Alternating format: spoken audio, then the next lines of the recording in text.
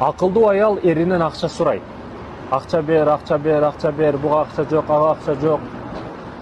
Баягы өзгөчө биринчи башында үйлөнгөндө жылуулук, баягы жакындык күчтүү болот дагы. Жан, акча бер, жан, буга акча керек, жан, юкага акча керек, жан, буга акча керек деп, жан деген сөз менимче бул эң көп колдонулган сөз болсо керек. Жаным, өзбектөрдө жаным, кыргыздарда жаным, жаным. Ошентип акча сурайт. Мен буга айтуудан максат бир окуя болуптур. Негизи эле ушул. Акылдуу аял акча сурап турабы ар дайым? Ага деп, буга деп акча сурап турабы, сурабайбы? Тынымсыз акча сураган аялдар бар. Бирок аяга эмне менен түшүнүш керек да, эркекти түшүнүш керек.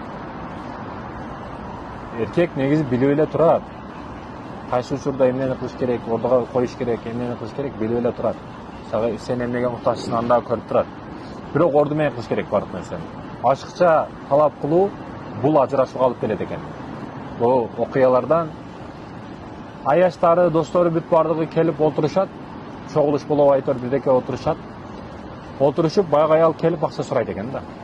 Бардыгынын көзүнчө акча сурайт, бирок анын кийиминде акчасы жок болуп калат.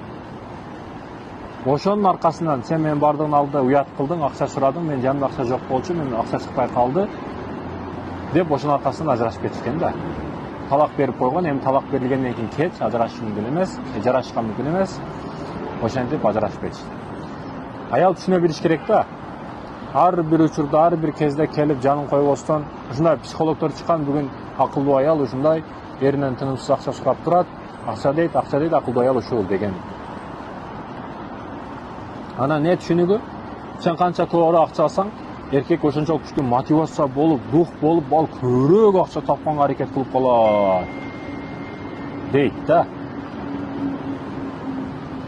Анын акчасы көбөйүп кетсе, сиз кайра сурай берсеңиз, ал күчтүү акчалар таап, анан экинчи аял алып кетпесин?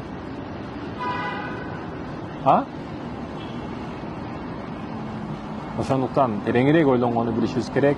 Ар бир маселе